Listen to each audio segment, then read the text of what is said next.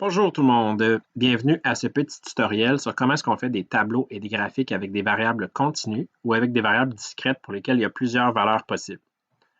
Je me suis créé une liste de pays fictifs avec leur population fictive, puis je vais vous montrer comment est-ce qu'on l'aurait fait dans ce cas-là. Pour créer le tableau de répartition, la façon la plus facile de faire, c'est de sélectionner nos données, insertion, tableau croisé dynamique, feuille de calcul existante, sélectionner un emplacement, je le mets ici et je confirme. Alors, Excel m'ouvre l'éditeur de tableau croisé dynamique.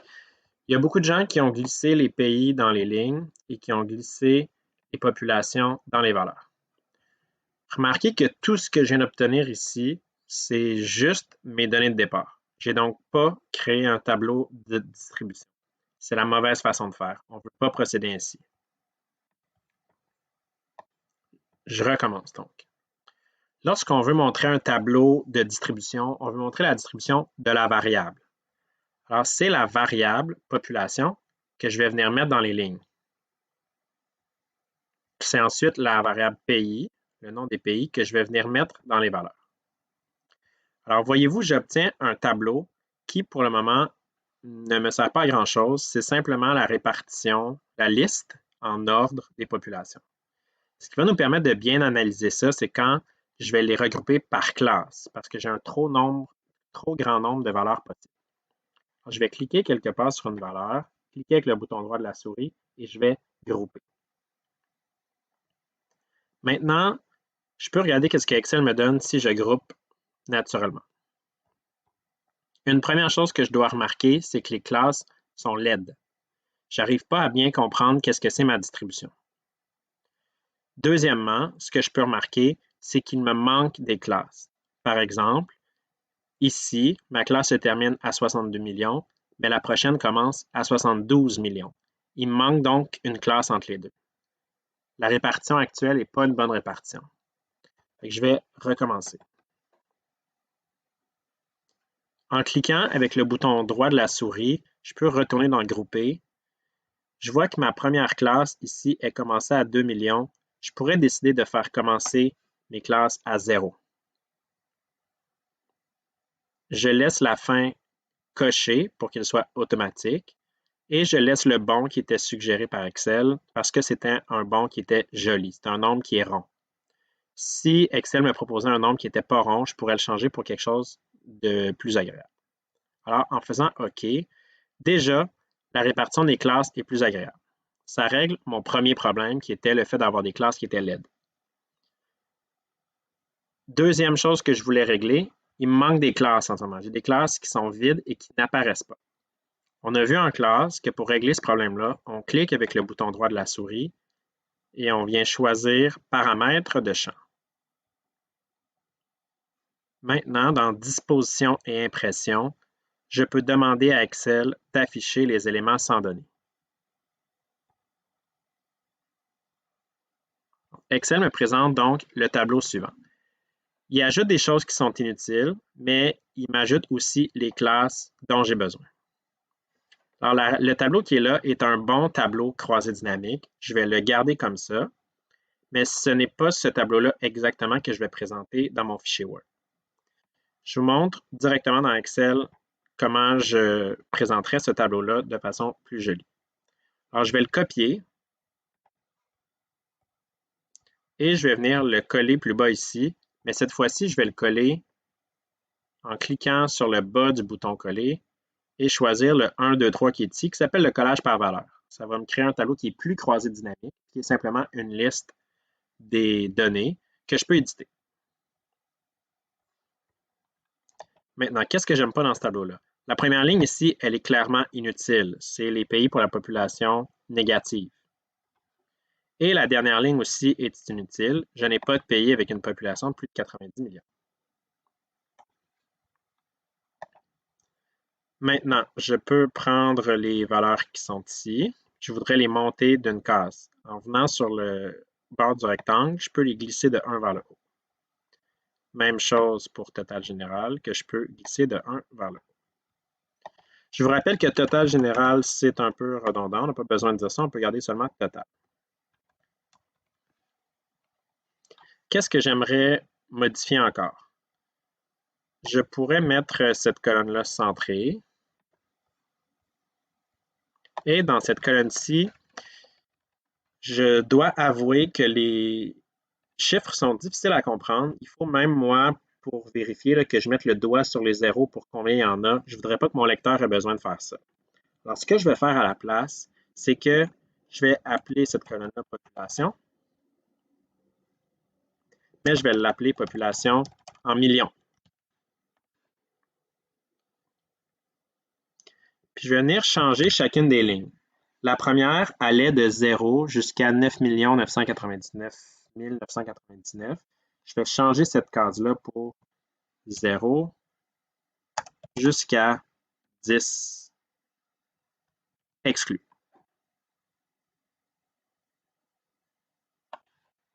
Pourquoi jusqu'à 10? Parce que c'est des millions. J'ai écrit que le titre de ma colonne, c'était population en millions. Donc, je ne veux pas écrire de 0 jusqu'à 10 millions parce que sinon, ça voudrait dire jusqu'à 10 millions de millions. La deuxième ligne va aller, elle, de 10 inclus jusqu'à 20 exclus. Ensuite, 20 jusqu'à 30, 30 jusqu'à 40, 40 à 50, 50 à 60, 60 à 70, 70 à 80 et 80 à 90. Une dernière chose que je dois faire, je ne veux pas laisser de ligne vide. Ici, les cases vides représentent les nombres 0, mais je vais venir les mettre les nombres 0. Maintenant, je peux me mettre ça un peu plus joli avec des bordures partout, centrer les choses, venir ajouter un titre à mon graphique. Je vous rappelle que ce n'est pas facultatif, il faut toujours avoir un titre à nos graphiques. J'ai sélectionné les cases dans lesquelles je voulais le titre, j'ai cliqué sur fusionner, centrer et sur renvoyer à la ligne automatiquement. Je mets un titre, répartition des pays. On répartit toujours les unités statistiques selon la variable.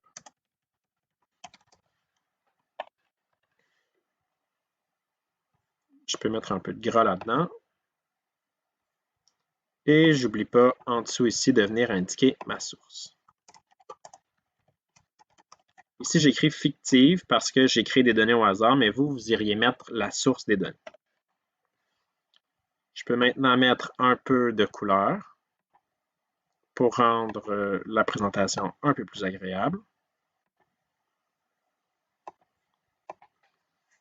Et j'ai maintenant un tableau de répartition de la variable population pour mes pays.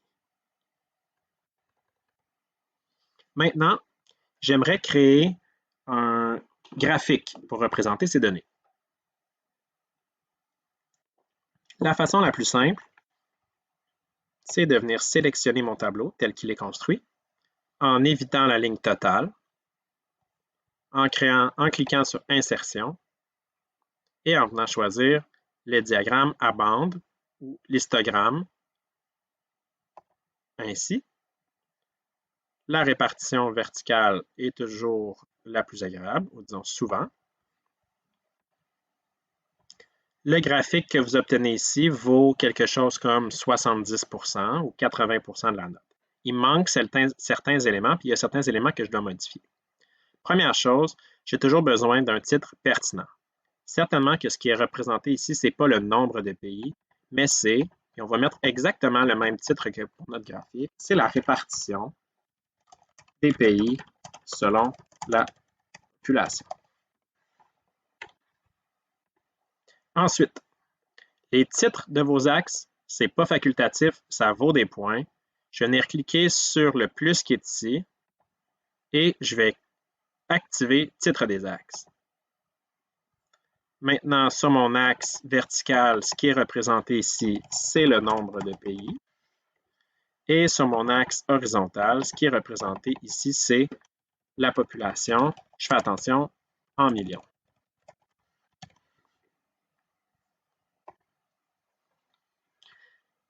Il me reste une dernière chose à faire pour être sûr d'avoir 100% pour mon graphique. En ce moment, j'ai peut-être quelque chose comme 90%.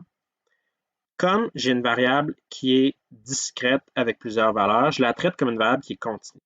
Et pour les valeurs qui sont continues, je veux que les bandes se touchent. Parce que la bande qui est ici, elle doit aller de 0 jusqu'à 10. Elle couvre toutes les populations de 0 million à 10 millions. Puis la deuxième, elle couvre toutes les populations de 10 millions à 20 millions. Cette bande-là doit donc commencer exactement où celle-là se termine. Et la même chose pour les autres. Il y a une façon facile de faire ça. Quand on veut éditer un élément d'un graphique dans Excel, on double-clique sur l'élément. Voyez-vous, en cliquant sur le rectangle, la bande, à droite, j'obtiens la mise en forme qui s'applique directement à cet élément-là. Maintenant, je vais devoir chercher là-dedans pour trouver l'option que je cherche. Moi, je peux vous dire tout de suite, c'est celle au bout. Vous pouvez, et c'est assez facile, venir changer la largeur de l'intervalle entre les bandes pour une largeur d'intervalle de 0%. Qu'est-ce que ça veut dire? Ça veut dire que j'en veux pas d'espace entre mes bandes. Et voilà, vous avez maintenant la répartition, le graphique pour la répartition de la population. Si on veut ajouter une petite touche de finesse, on peut venir sélectionner en haut dans la mise en forme, on peut venir mettre des bordures à nos rectangles, juste pour simplifier la compréhension pour le lecteur. En espérant que ça vous a aidé, on se voit bientôt.